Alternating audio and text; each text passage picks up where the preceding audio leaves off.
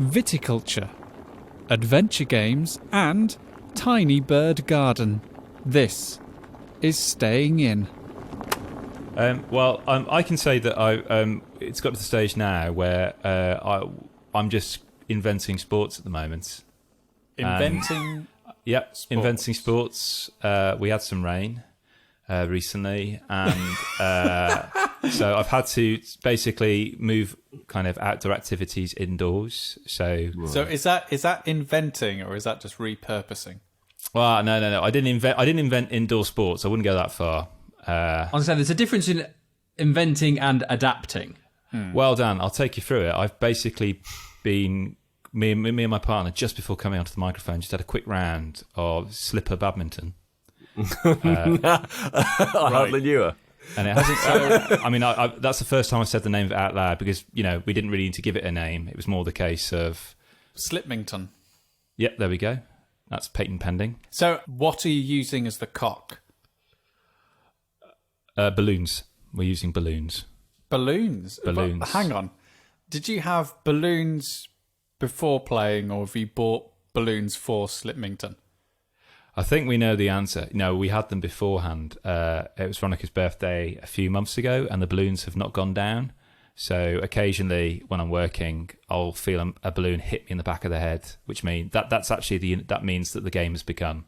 Oh, right, okay. That means the balloons have become sentient. So they're helium balloons then? No, they're not. Oh, right, okay. That's part of the charm, Sam. In the same way that a shuttlecock doesn't automatically just levitate off the ground. We're basically playing essentially volleyball, but with slippers. So these kind of, I live in basically these slipper boot things, which, as you can see, they're pretty threadbare and worn now. I mean, I don't know why I wear them. I think it's purely just decoration because they don't really stay on my feet that long. If I turn very quickly when walking, they'll fly off my feet. But they're perfect as a racket. Like, they've got a good slap on them. Yeah, so, okay, all right. Putting images aside, so it's volleyball, but with slippers and a balloon. Have you got a net? No. Okay. So far, very little of this is matching up to badminton. Yeah, I know. That's yeah. I mean, it's like it. It's not it. I don't want to get sued or anything, so I have to be very careful, Dan, that I don't replicate it exactly. So what's your playing space? Are you in the lounge, in the kitchen? The playing space is our spare room, which, strange enough, is the smallest room in our flat, and I don't know why we chose here. And the first things first is we make sure that the main light is off, because obviously the hot light bulb, we don't want it hitting it and bursting the balloon. Maybe that's like at 10 points. That's automatically the other player wins the game. It's like the golden snitch from Harry Potter. What is exactly? It? You're right, Sam. It's a bit like D&D. There's lots of revised editions of it. Some favouring combat more, others world building. And you're playing Slipmington 3rd edition. Yep. And wait until 3.5 comes along. That's really where it starts to get good. Yeah. and so yeah, we've mixed it up today. We used 2 balloons instead of 1, and it's just a wonderful way to pass the time, really. I mean, in your defence, I think enough elements of the game of badminton have been removed from the game of slipper badminton that it could perhaps be a new sport. Yeah. How do you do your scoring? Do you score on serve or? It's very simple, actually. As soon as the balloon hits the other side of the room where the opponent is, you get a point. Very simple. Okay, really. So very unlike badminton. Yes, very unlike badminton. Again, I can't impress upon you enough. I don't want to try and replicate badminton. I want to try and create my own thing. I mean, you did call it slipper badminton. Yeah. I mean, just want to call a spade here. But that was more of a homage, Dan. I see. With influences from. Yeah, that's it. Yeah. But that's it. We're at the stage now where we're just finding humour and entertainment in what, on the face of it, might seem spectacularly banal. But each time we play, it evolves more and more. Cool. Are you documenting the rules just in case? In case you want to sell it. Well, I just think not necessarily to profit from it, but I'm thinking anthropologists in thousands of years. Like they might find 2 corpses in a flat in the north somewhere, and a balloon husk, and they're with slippers in hands, and wonder what went on here. I genuinely worry about about history and how people will see the period of time that we're living in now, for many reasons, obviously, but for part of the reason is that storage of information is so good now, but it's also kind of transient, right? Yeah. So a hard drive can fail, right? Like a floppy disk can become corrupted and all that sort of stuff. And so storage of information can degrade over time. My real genuine worry is that in 1,000 years' time or 2,000 years' time or whatever it is, like, human historians will look back and dig out this podcast and will think, oh, this was a real sport. Or this is where we got badminton. This is perhaps where badminton came from. Because we're in that sweet spot of badminton as a sport is probably 300, maybe 400 years old. I don't know. Like, it can't be that long. So, and there are historical things that we're like, oh, within the space of a couple of 100 years, this was invented. Like, we do that now. So in a few thousand years' time, people will think, did Chris Darby invent badminton? Also, never in human history have we ever had a prolonged period away from certain sports to think, maybe we should improve them slightly. Like, everyone's always playing badminton and tennis so much that it's just like, well, we can't change the rules now. Everyone just knows how to play it. But for the last 9 weeks, surely some people have been sitting down and going, why do we do that in badminton? Surely someone's going to have... It's like a mutation. Yeah, so this is a period of innovation and redistribution of our collected intelligence to improve sports. And what plays to my advantage now is because of all nuclear testing, they won't be, from the 50s onwards, they can't accurately carbon date things because all the nuclear activity has screwed up their ability to measure that. So I'm kind of hidden, really, in that history. When did it happen? Was it 2020? Was it 1960? We'll never know, as it were. Particularly with, kind of currently my fashion sense, it's quite anachronistic at the moment. So you don't really know.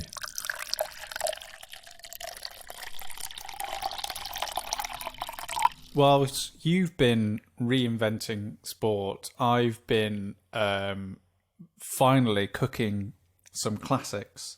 It's been a lifelong ambition of mine to cook croissants from scratch, and I did it last weekend. It took me from 2 p.m.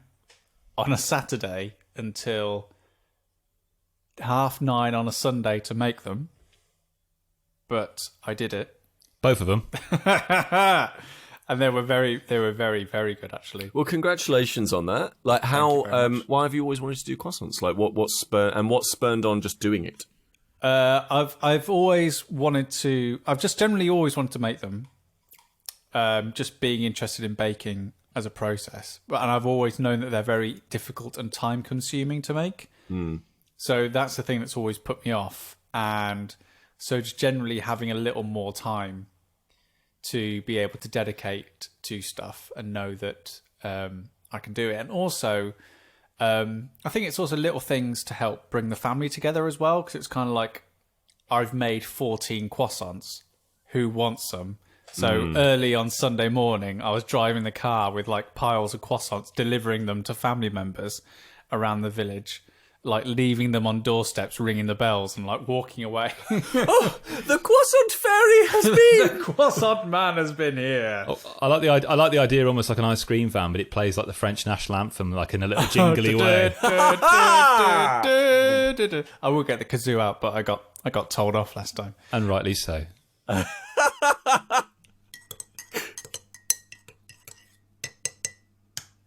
Gentlemen, you're wine drinkers, aren't you? Would you say you're wine drinkers? I have drunk wine. I have drunk it.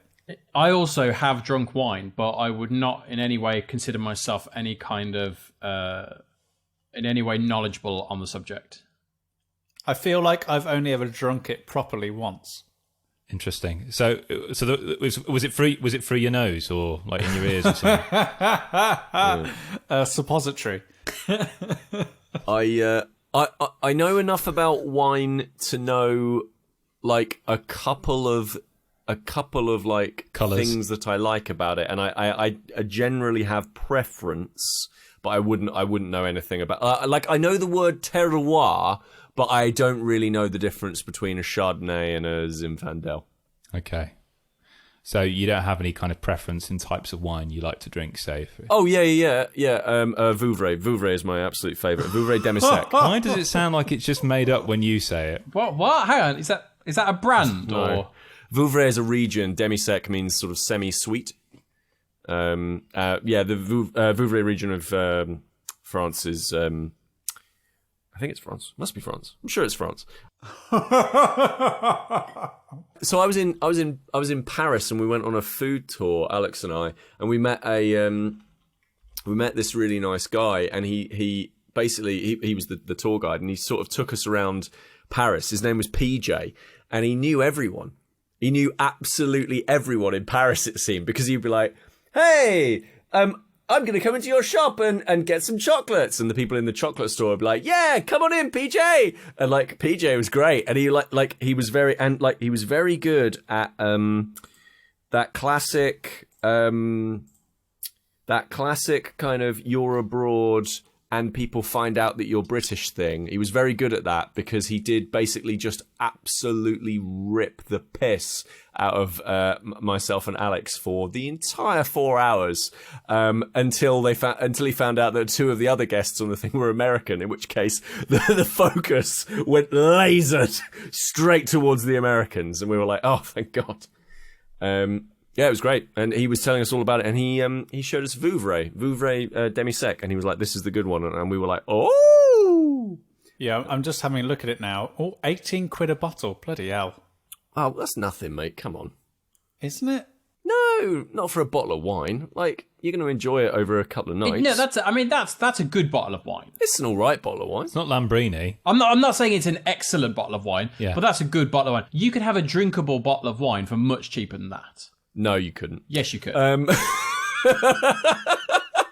Well, I've been to a couple of vineyards. Like, I went to one in a region of southern France, and it is quite cheap because basically you turn up and there's like a hose pipe, and you literally, people just turn up with. It's a bit like, pick and mix when you're a kid. Yeah, they just weigh the bag at the end. It's basically the quality of the wine. So I went to this vineyard, and we got quite pally with the bloke who runs it. He's from Britain, and he moved over there to run this vineyard, and it's in the Languedoc region of southern France. And he took me out on his. It's basically a big machine that straddles the vines, like they go in these long lines. And basically, I was stood at the top with my legs astride, looking down and watching this machine go over the vineyards and just gently grabbing the grapes off the vines and collecting these grapes in there. It was amazing. Hope they grabbed the right kind of grapes. Yeah, definitely. Yeah. I mean, I made sure not to crouch too low, Sam. And we got back to the vineyard bit, and it's just this wonderful kind of handmade network of pipes and stuff. And that he opened this kind of trap door into this vat, and he lowered down this basically this cracked mug on a bit of rope. And then he pulls it back up, and it's got liquid in it. And he said, "Do you want to try next year's Chardonnay?" And I just took a sip of it, and it hadn't properly fermented yet, so it was really quite sweet. It was really lovely. It was like grape juice. Yeah. And there's just something about that culture that I really quite like. And I was very fortunate for Stonemaier Games to give us a heavily reduced copy of Viticulture Essential Edition, which they dub as being the strategic game of winemaking. So a board game about making wine. So a few weeks ago, Pete talked about brew crafters. And it was when he was talking about that, it made me think about this game and that gamification of this process of making a particularly respected and revered drink that has a very strong heritage and history attached to it. And whereas Brewcrafters is very much responding to the current scene of kind of what would you call it, like craft beer. No, but there is a craft beer revival that sort of happened in the late 90s. Yeah. So, but this game, Viticulture Essential Edition, is set in the late 1800s, early 1900s. So it has this really old school, almost like. The box design looks like something you'd see on a label of a wine bottle, say, for example. And this comes from Stonemaier Games, who have done such titles such as Scythe. This particular version of the game came out in 2015. It's the Essential Edition of something that came out in 2013. It's designed by Jamie Stegmaier, Morten Monrad Peterson, and Alan Stone, with art by Jackie Davis, Dave Montgomery, and Beth Sobel, who I spoke about a few weeks ago because she also did the art for Wingspan, which is also from Stonemaier Games.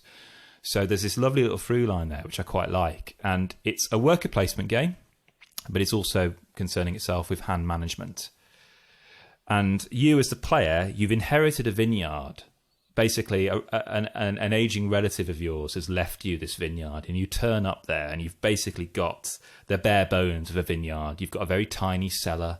You've got these 3 empty fields waiting to have vines growing in them, and not everything's there yet. And your job is to gain as much reputation as possible to basically create the most successful vineyard. And what I quite like straight from the off is everyone gets a different starting hand, a different starting setup, and that depends on the owners that you've got. So it's always different every time. You're not always starting at the same pace, at the same level. And you get your own vineyard board. It's there in front of you. There's my vineyard. And you've got your own little crush pad waiting for the grapes to go into, for people to stamp on them. And you've got your own wine store, little cellar waiting for you. And it's just so appealing to have that there. And in the centre, you've got this large board, and that is where, obviously, the workers get placed. So you said that this was a worker placement game. So what? Obviously, that means that on your turn, I assume that you've got certain meeples that you're putting down in order to perform certain actions. So that's correct. Yeah. So, like usually, the issue that I have with worker placement games is that you spend all your time sitting there going, right, I'm going to put my worker here, which means I'm going to be able to do that and do this and do that. And then inevitably what always happens every single time is that someone jumps in front of you and does what you want to do before you get to do it, and then you can't do it, and you've got to change completely your whole strategy. And it's terribly annoying and frustrating, and always seems to be that someone tends to dominate. So is that the same in Viticulture that it is in like lots of other worker placement games that I've played?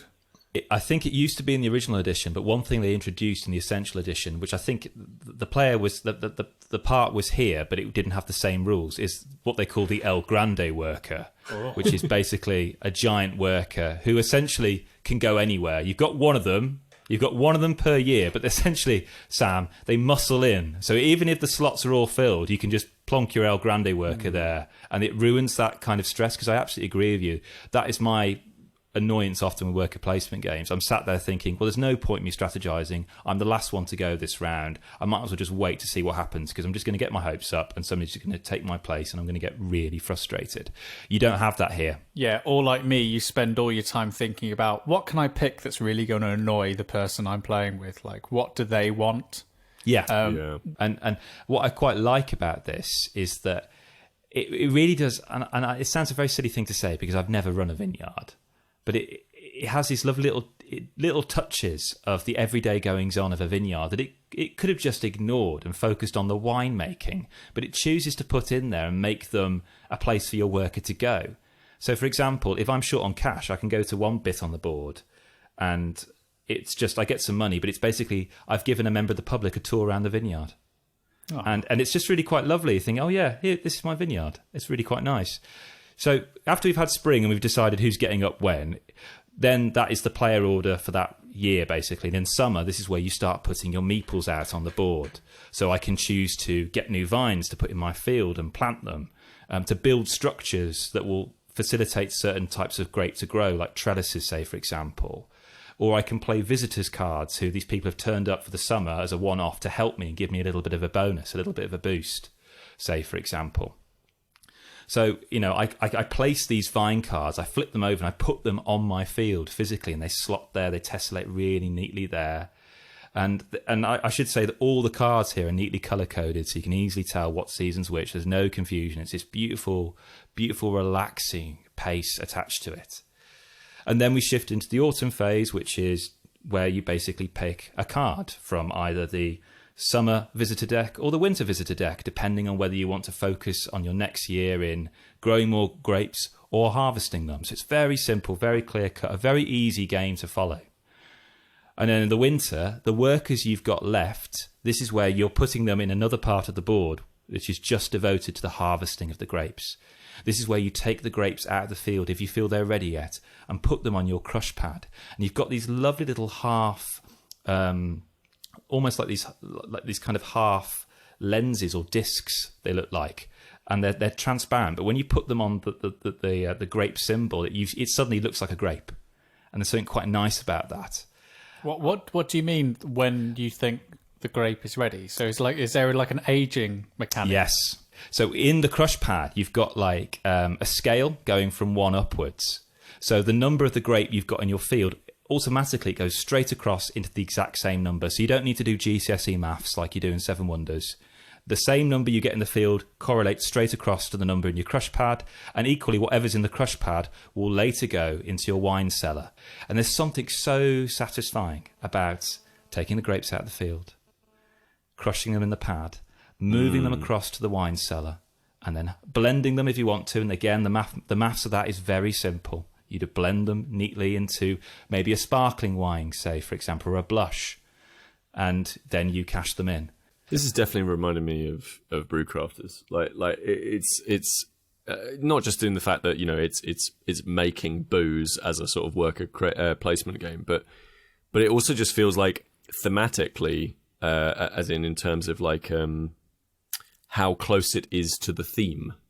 Yeah, it just sounds like they've gotten across this really nice, that sort of nice feeling of I run a vineyard, which is like desirable, I would say. Like that feels like a nice like, ooh, what if I could run a vineyard? It's really nice when you get the feeling from a designer and a design team that they've not just picked winemaking or beer making, or in the case of Great Western Trail, cow hustling as like we've got a set of mechanics. Yeah, winemaking, we'll just pick that. They've actually thought about what process and what real life action or activity actually marries up with those processes the best. It generally, from what it says, from what you both said about Brewcrafters and Viticulture, like it sounds like they've really thought about the right theme for the right set of mechanics. Like it doesn't sound like a happy accident. No, and it does feel like it was made with love. It genuinely does. It feels, and maybe that's because it's the Essential Edition. They've solved a lot of the teething problems they had with the previous version. Say, I want my parents to play this game, because I think if there's anyone who's interested in wine and winemaking, it's a great gift. It really is, because straight away, very quickly, you feel you're in that world, as it were. And that's for me, who likes wine, but I'm not an aficionado of wine per se. And if I can just get, if I'm just getting a taste of that, if I'm feeling that from just having a taste of that experience, then for somebody who's really into wine and that Mediterranean feeling, that atmosphere, they're going to absolutely love this. Kris and I had an online experience last night. We certainly did. Well, lucky you. Do you want me to go further, or should I just leave it? I mean, I don't. Depends on what it is. Is this? Should you be sharing this, or should this be kept private? Is this something for OnlyFans, or is this something that's? If you stay till the end of the podcast, you can hear all about our experience. No, Kris and I did, as well as our partners. They were there as well. We did an online escape room. So, is it really an escape room? It felt more like just an online puzzle game, basically, together. But it had been set up by an escape room company, isn't that right, Kris? Yes, the Panic Room. And I came across it through an article I saw online. I think it might have been The Independent, because there are a few companies doing this now.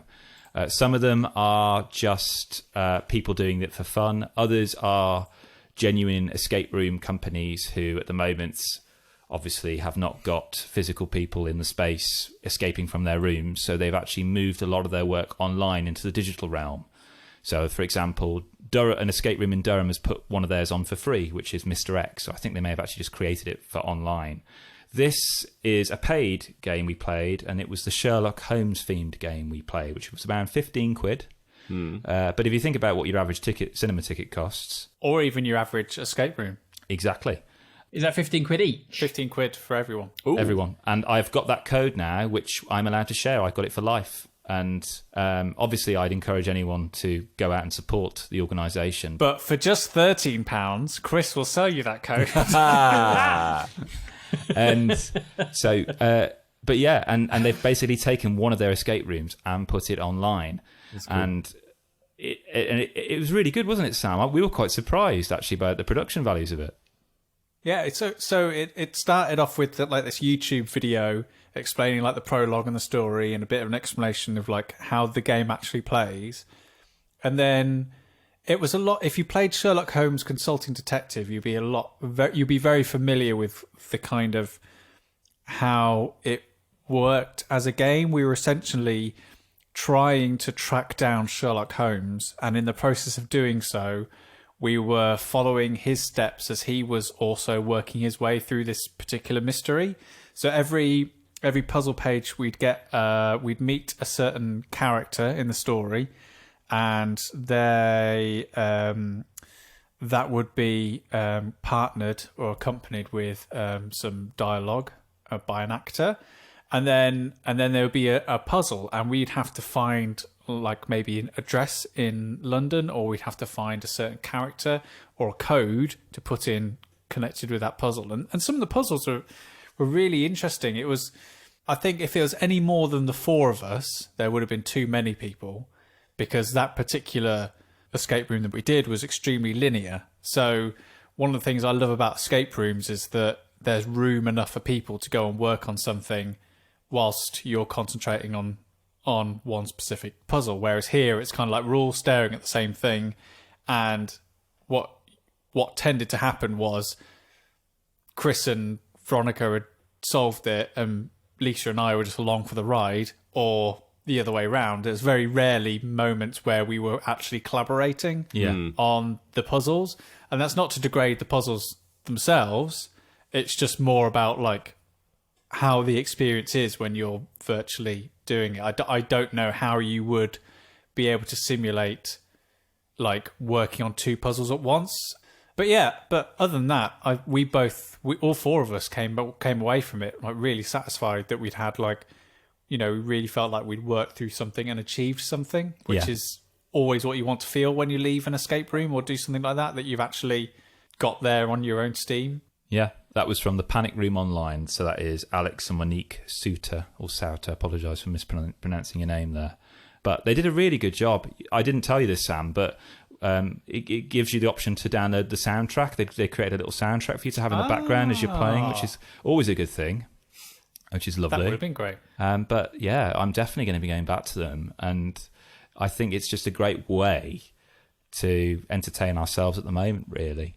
Yeah, because like the experience that, you know, I'm sort of hankering for that escape room experience, I don't think we're going to be having for a long, long time. Like not only it being such a tactile experience, but also asking people to be locked in very confined situations and expecting like people to then go into those situations, clean everything down, and then like have more people come in is just not going to be a realistic experience for a long time. So we've been lucky enough to play this. Also, Cosmos very kindly sent a few of us some more of their exit games. So good. Which ones do we get? Dan, you got one, didn't you? I had. Oh, I played. I can't remember who's the Go one. on. It's Exit. It was Exit. It was the one with the suspects. Yeah.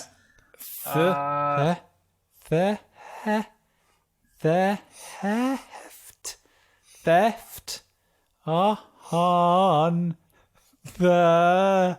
Have you not got it yet? No. Yeah, I just wondered how far you go. All right. Okay. Yeah. I thought you were about to sneeze. I'm sorry. So yes. So they sent us through. I had Theft on the Mississippi. I've played quite a few of these now. It's so good. So was it kind of different to ones that you've done before, Theft on the Mississippi? Because like you showed me pictures and it looked a lot like the Orient Express one, where it was a bit more of a like a story. Well, yeah. Well, the next one I've got to play is the Orient Express. I have that one. I bought that one. Actually, I bought that one beforehand. The Mississippi kind of in a very subtle way leads into the Orient Express. Usually, most of the ones I've played before, it tends to be the overarching thing is a mystery. You are locked in a room or something like that. You are locked in the abandoned cabin, so to speak, and you have to solve these puzzles to escape. Whereas this one, you have I think it's like 10 suspects, and you have to solve puzzles to discover to interview them and to get alibis for each of them over the course of the game. So you're working out who everyone is, and basically what you have to do is when you have the crime scene and you have to place everyone in the position where they say they are, and then you discover, well, someone's obviously lying because this person is here and they've got an alibi. Someone can corroborate that, and then someone is not in the place that they should be. That. So then that kind of reveals who the actual kind of theft is. So it does play out differently because obviously the content's the same, the content's the same. You're still solving puzzles and doing all different interesting things. But the overarching thing is trying to work out who this thief is, so you can kind of solve that puzzle at the end. Because they've become basically the go-to gifts for my family now. They're buying them for everyone they know. Didn't your brother? Oh no, yeah. I love the story. No, not only my brother Sam, but my parents. No. So the whole beautiful thing about these games from Cosmos is that they are one and done, and it's an event, it's ephemeral, and it just makes it more. It adds value to that experience. Yeah. And there's something and they can be really creative in terms of how they get you to solve the puzzles because it is something that is a one and done thing. Yeah. My brother, independently from my parents, they've painstakingly glued back together or avoided destroying any of the game so we can have a go at them. And I had to explain to them, that's not really the whole, that's not the whole, so it's not Mousetrap, Mum. It's the whole point of it. So yeah, but they're basically, that is the go-to thing for gifts in our family now. Father's Day's coming up, and I think everyone's going to get my dad one of those. Because they love it, and it's an event, and having it on your shelf, just knowing it's there, and when the time's right, going, oh yeah, should we play that? Amazing. I'm going to throw a spanner in your works when it comes to gifts for your father, because Cosmos also sent us what is kind of like the next step in like this Exit series, which is called Adventure Games. And we played one called Adventure Games Monochrome Inc. And the great thing about this, Kris, is that your family needn't worry about having to stick all the parts of it together, because these are games that are meant to be, put back in the box, maybe played again, or maybe sent on to a friend. Which is what I did. Like, me and Lisa played it, and I packed it all up, and I sent it to Pete, who has also managed to play it, and then Pete will pick one of you two. Oh yeah. To send it to again. And the best way to describe what the Adventure Game series is and how it differs from the Exit games is that whereas the Exit games are analog versions of escape rooms, the Adventure Game series are analog versions of point and click computer adventures. Yep. Oh wow.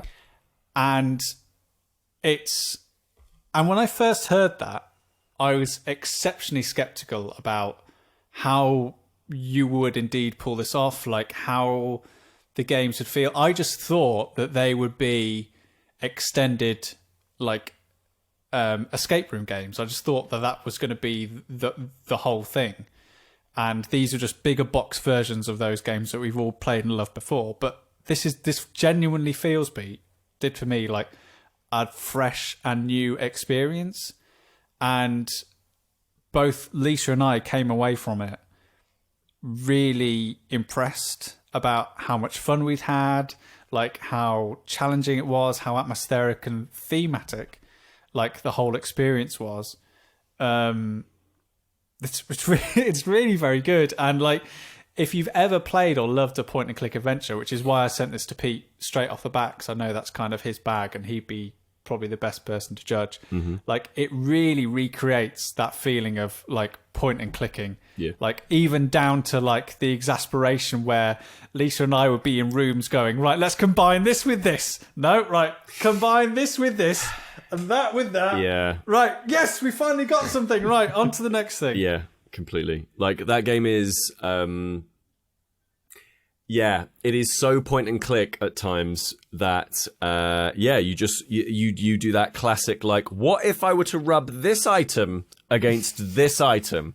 How would that work? And like that's always like an issue that you get in point and click adventure games, which is why I think we can all agree that the best point and click adventure game is Broken Sword, because basically Broken Sword is completely logical, right? Like, there's if you that first game is very, very logical. If you put this with this, there is an expected outcome, or you know why those two things work together, and things make logical sense. And I think that that's the same for most of this adventure as well. Like, for the most part, you can see why.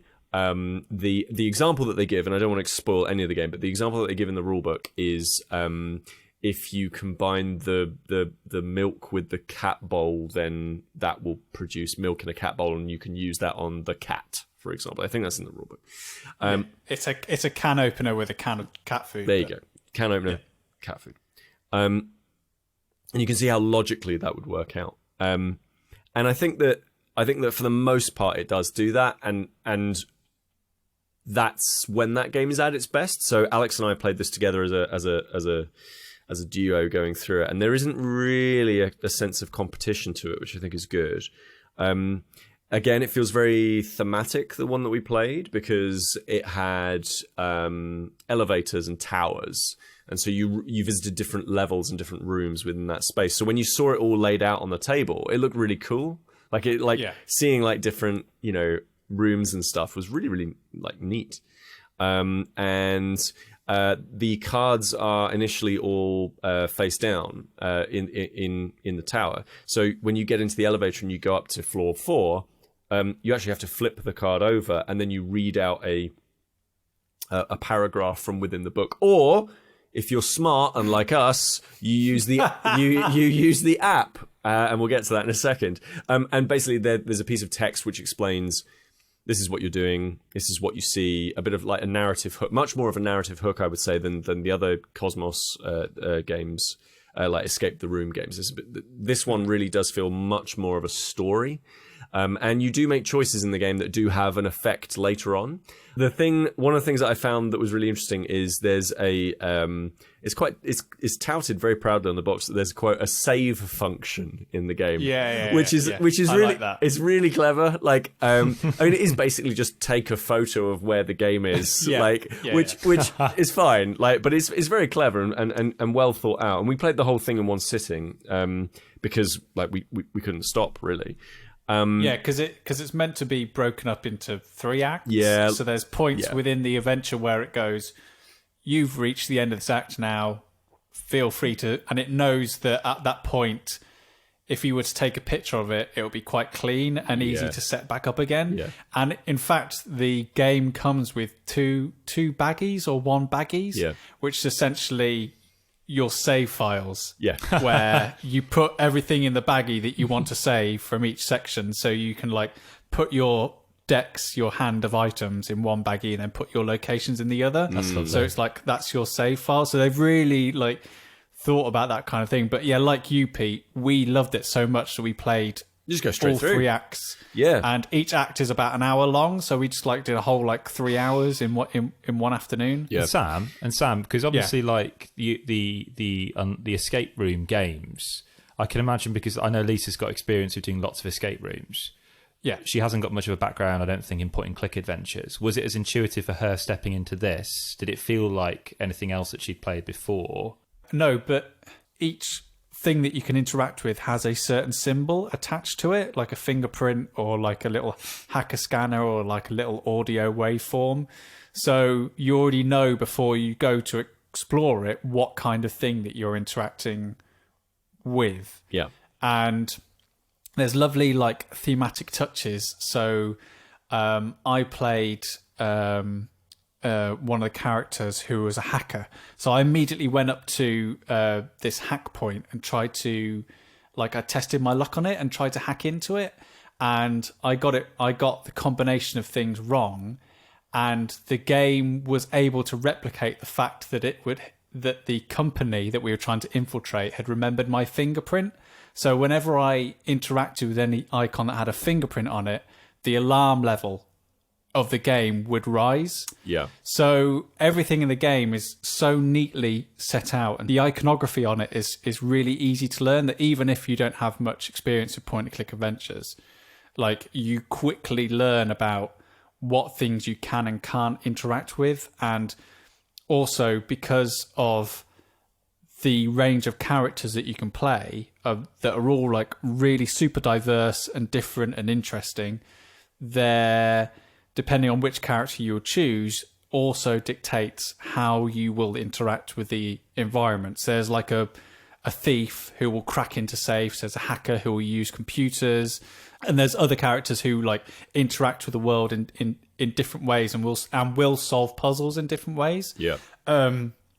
So yeah, it's for anyone. It's you don't have to be like the '90s kid playing Broken Sword to appreciate how good the design is. And the thing is, I think that the design is absolutely fantastic, and the storytelling is really, really quite good. There were moments where I was genuinely, I wouldn't say scared, but definitely unnerved at some of the things that they go through.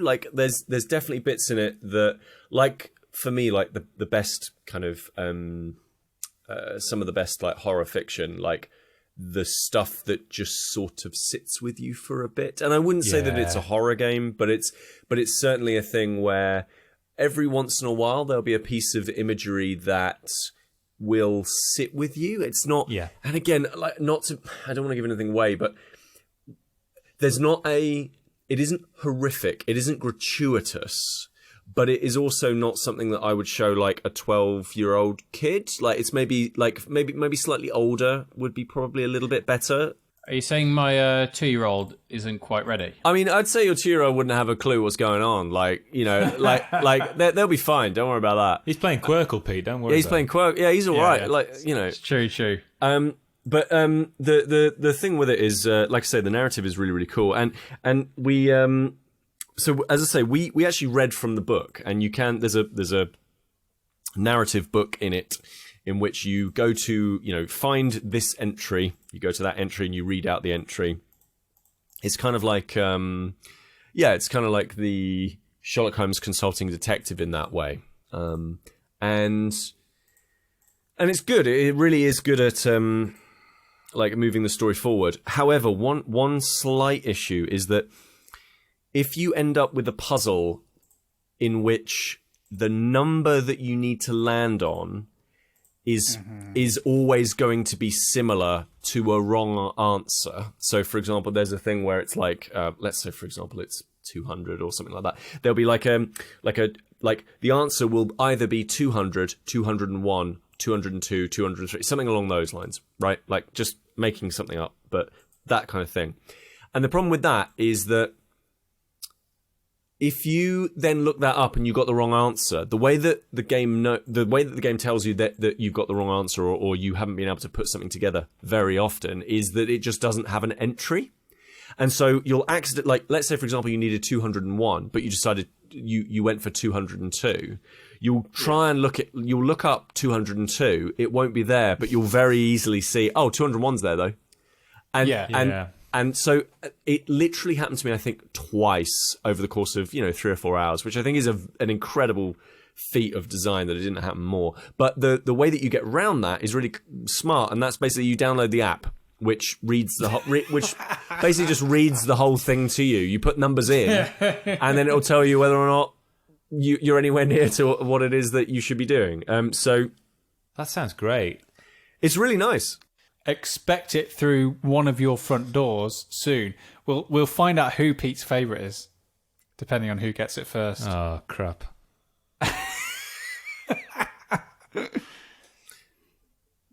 It arrived yesterday.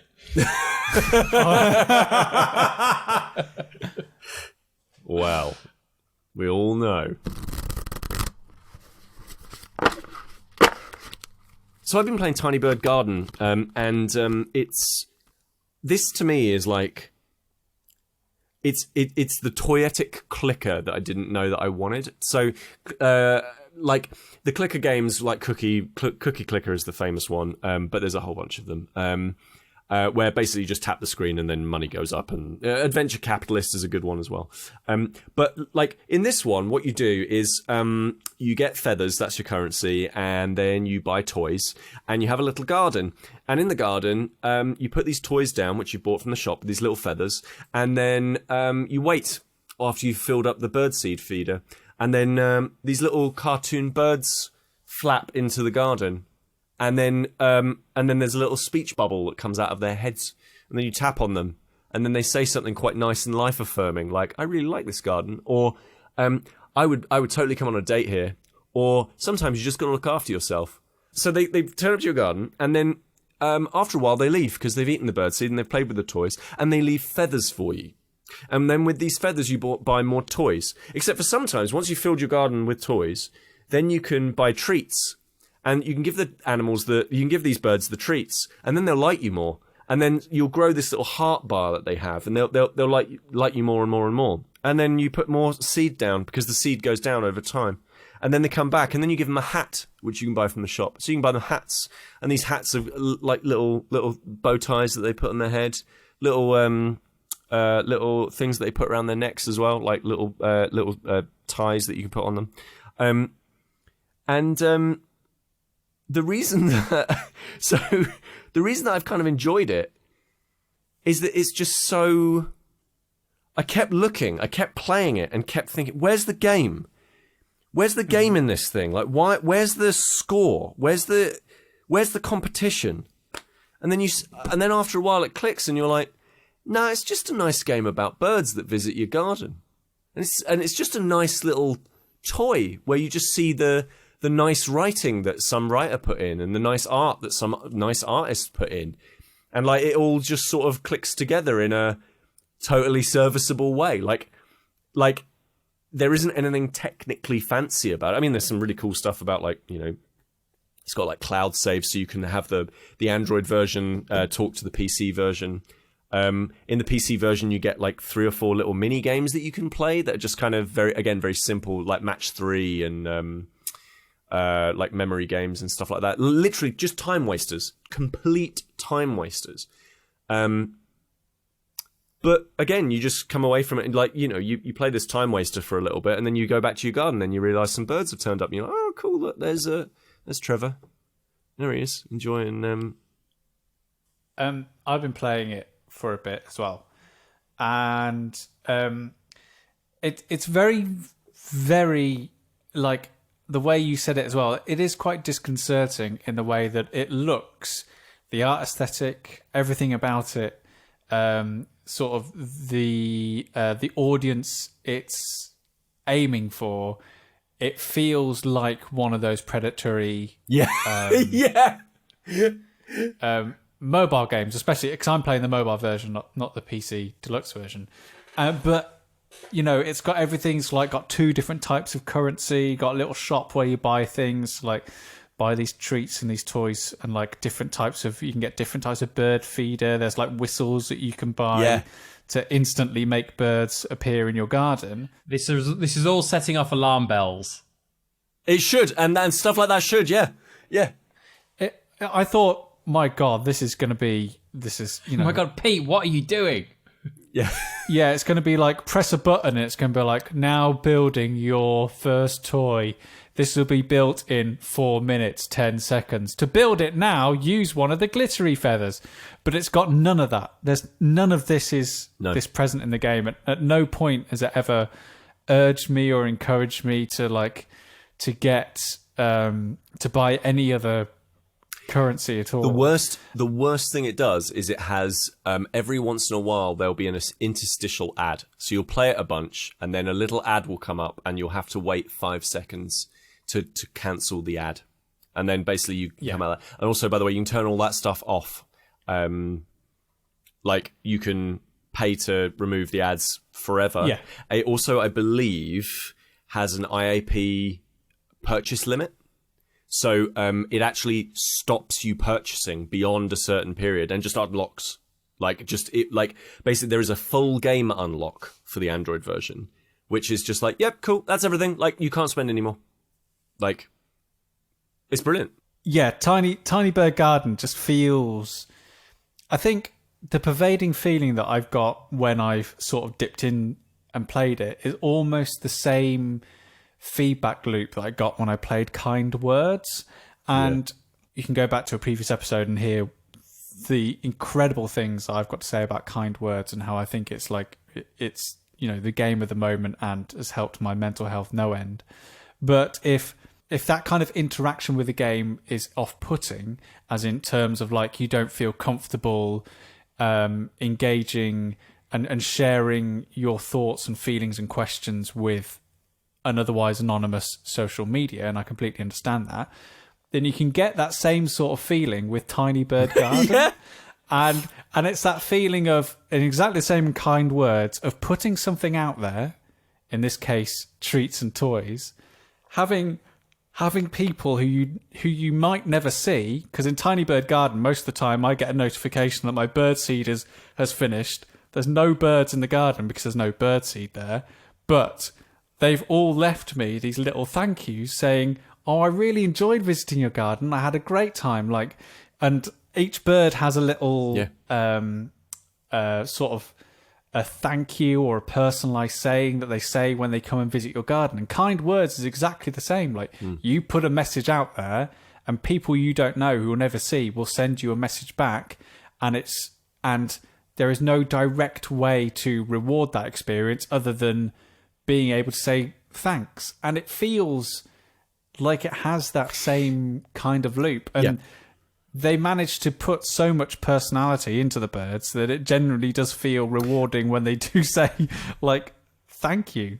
So I'm like you, Sam. Like, I go on, I fill my bird feeder, I might see one turn up, and I'm like, I am #blessed. Close the app, right?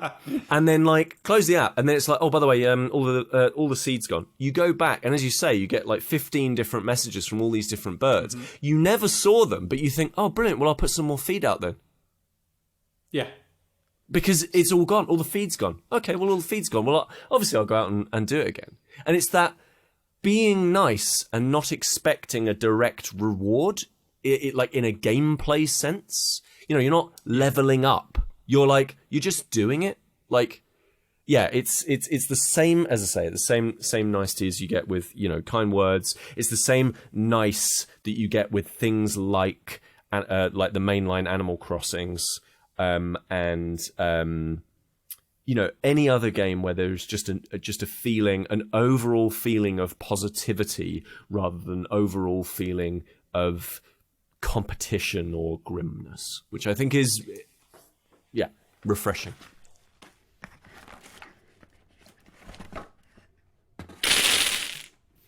Are we really going to talk about superhero VR games?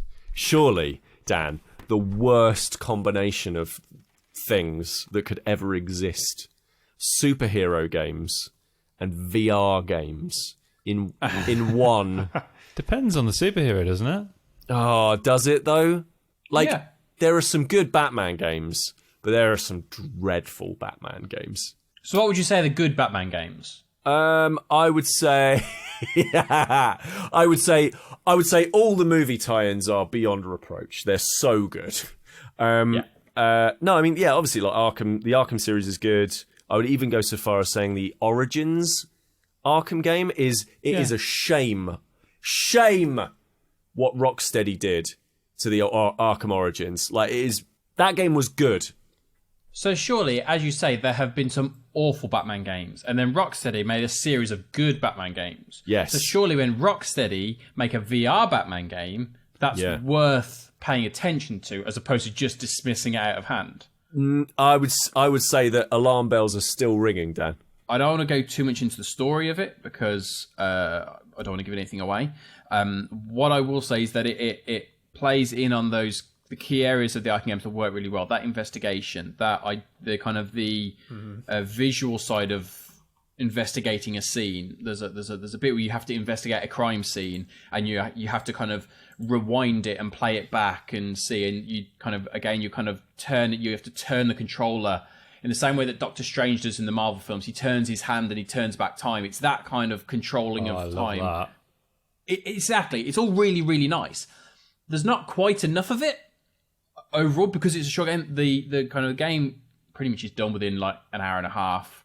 Oh, wow. Yeah, so it's not a long experience. It's a fun experience, but not a long experience. Similarly, you have one of the big components of the Arkham games was kind of using X-ray, kind of an X-ray vision type thing in terms of searching bodies and corpses and stuff like that. And you have a similar thing here, and obviously you've got it in your hand, so it feels really good to be able to just search around with this torch. And the only other thing I'd say is, without going into detail, is the narrative stuff that they do is really interesting, and there are certain bits that they've been able to utilize the VR with, which were brilliant. Now, I didn't know it was going to be a short game, and there's a kind of point I got to, and I was really getting into it. I was like, yes, this is really actually doing some really good stuff now, and then it ended. And I was really disappointed because I got, and I was just like, yes, we're hitting a stride here. I know where this is going. And then it kind of ended. It kind of felt a bit like a proof of concept. There was enough space to try out different things without actually going into too much detail. Whether or not that's because they felt a longer game both would have been too difficult to do and couldn't be sustained with a VR headset. They may have felt that would have gone too far. But in terms of, to go back to your original point, Pete, why should I have a superhero VR? When it's done like Batman's done, it's a very enjoyable gaming experience because there are elements of role-playing that make you feel that way. So, I mean, it's a simple thing. When you first put on the suit and stuff like that, you see in the mirror and you see yourself and you're like, okay, and you move your arms and Batman's moving his arms and you're like, yeah, I'm Batman. There was a bit of a cop-out where they show you the Batmobile and then they show you getting out of the Batmobile and you're like, oh. As a video game producer, let me tell you what happened then. Yeah. Somebody said, let's have a car section, and a producer came along and went, that sounds really expensive. Let's just have them get out of the Batmobile, and we'll just say that that's the same thing. And a designer went home and cried that evening. Yeah, because it's quite disorientating when that happens in a first-person game. In a VR game, hang on, why am I closing my eyes slowly? Oh, they're opening again. Oh, I'm here. Oh, they ran out of time. Okay, yep. So Dan, is there an Alfred DLC? Like, what would be? Oh, that'd be amazing, wouldn't it? There is not an Alfred DLC. There is an Alfred in there. Well, actually, one thing one of the opening scenes, you're stood there at the piano, and kind of Alfred kind of comes over to you and he's talking to you, and he gives you the key to unlock the piano, and you open the piano, and then you press any few keys, and that's what unlocks it, and you start going into the Batcave. And you've got him kind of talking to you in your ear, whilst if you don't do anything, he's talking to you and like telling you to do different stuff and kind of urging you on, like in a very Alfred way. So yeah, he's there, but I wouldn't expect anything too much from him. There's a key to the piano. I mean, if you lose that key, that's it. Yeah, that is it. Batman no more. And there it goes, another Staying In podcast, which featured Daniel Frost, Peter Willington, Kris Darby and me, Sam Turner. Now, we know that it's been another couple of weeks of uncertainty and change, which may have made many of you feeling scared, uncomfortable, or slightly out of sorts. So we really hope that us, once again, simply sharing some of the things that we have been up to keep ourselves feeling connected, productive and healthy, helps in some way. We believe that playing games, watching films, reading books, and everything we love about the great indoors can be great ways to build connections with those around you, start conversations, and keep positive. So please, if you think that someone you know would benefit from our particular brand of enthusiasm, then do share the podcast with them. and let them know that they can send in questions and get in contact with us on Twitter, Facebook and Instagram. We are at Staying in Pod in most places, and if you go to stayinginpod.com, you can find all that information at your leisure. If you have a moment or so, then leaving us a review on Apple Podcasts or following us on Spotify is a great way to spread that warmth with other people. Warmth that we hope will reach the people who may need it right now. So till next time, take care. Bye-bye.